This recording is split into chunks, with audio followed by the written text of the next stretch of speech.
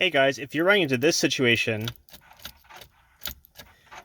you need to watch this video.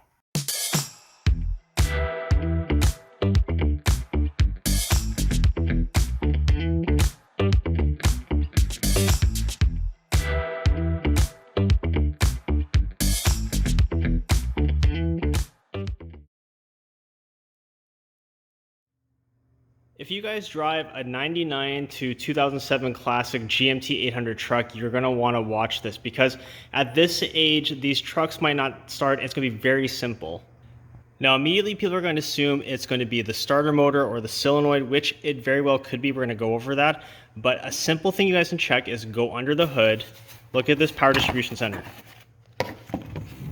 Open it up, check here, look at the relays. This is the fastest thing you can do. Check here, you see the starter relay. Take it out, and then go ahead and swap it with the other relay on the other side. There's a good chance that one of the relays here will still be good, so you can go ahead and swap it.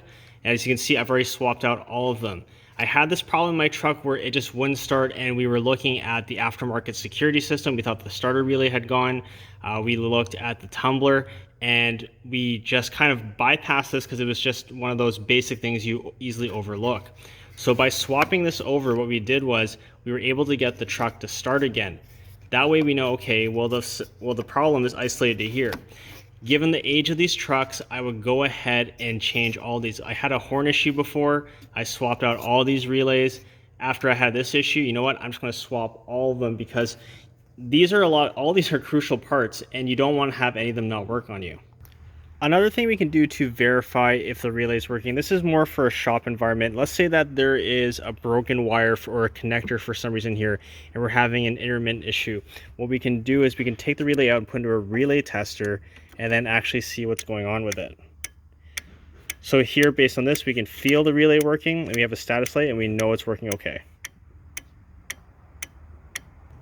In another situation where it actually is the starter due to corrosion, what a lot of people will do is they'll get their big hammer and they will start wailing on the starter motor. However, the corrosion issue isn't in here, in the motor itself. It's actually at the solenoid.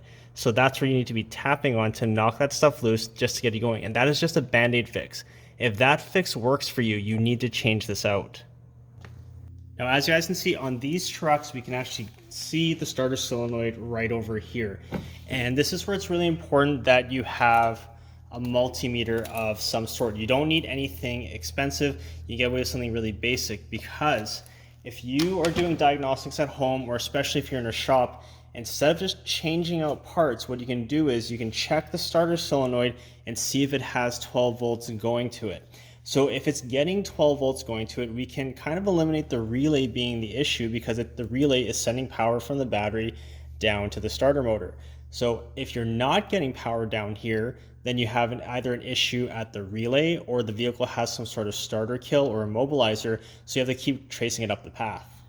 So in that rare case where we actually have to hit the starter motor because there is corrosion going on, I'm going to take a long pry tool like this, something that actually is designed to be hammered on, and I'm going to hit that solenoid. And I'm just going to give it firm love taps. I'm not going to wail on it as hard as I can, because I'm going to end up doing needless damage, possibly to the casing. And make sure you can identify between the starter solenoid and the starter motor. Everyone's tool setups will be a little bit different. You don't have to use a pry tool like that. You can actually use a drift if you have one that's long enough that can reach. You can also use a crowbar like this. I would just use this end. It might be harder to hammer on that. Something that has a bigger end with more surface area is going to be better in this case. That way we don't dent the case. So with that long tool, I'm going to take it all the way to the starter solenoid casing itself, not hitting the motor body, and then I can go ahead and tap on this. I'm not going to wail on it right away. I'm going to give it some decent love taps on it, just to knock that powder corrosion off so the contacts can make contact. That's all I'm really trying to do. Now, one tip that I do to make, this is the original starter motor in my truck, it's an 05, is I'll actually spray fluid film mainly on the contacts over here. You can spray the whole case if you want, like I will spray it, especially before salt season.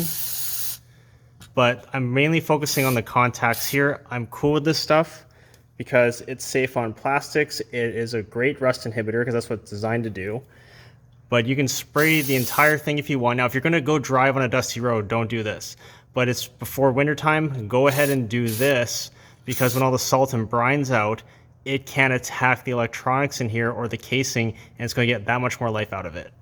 Now, for those of you that have aftermarket security or remote starter systems, make sure that is disarmed and operating properly. So put into valley mode if you have to.